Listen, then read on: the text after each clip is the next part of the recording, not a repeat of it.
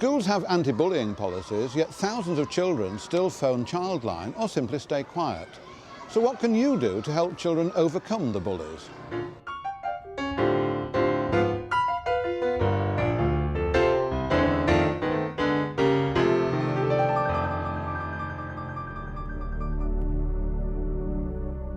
Bullying affects not only children's school performance, but also their self-esteem. It's one thing to have an anti-bullying policy, but the research evidence shows that it's how you actually tackle bullying that makes the difference.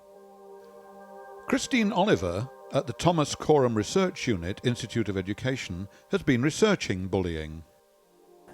We undertook the research because young people were still calling organisations like Childline in large numbers for help with dealing with bullying, and we wanted to find out why that was, because there's lots of information out there on bullying, on how to tackle it, and every school has an anti-bullying policy. So why were large numbers still needing help to tackle bullying?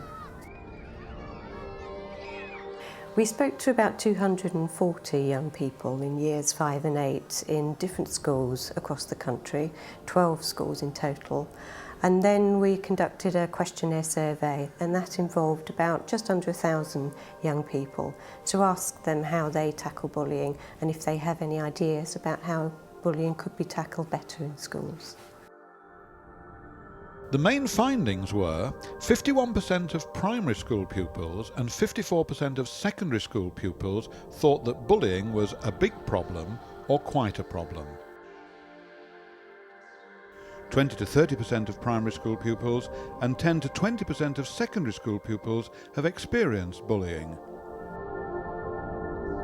Well, we found that although young people are told constantly to tell someone about bullying, that in fact telling was a very risky business for young people.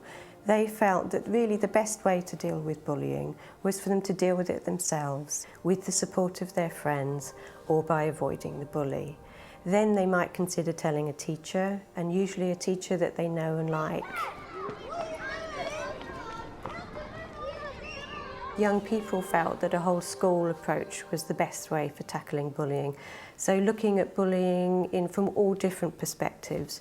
One might be introducing a policy, a second might be encouraging teachers to introduce the topic of bullying in school lessons.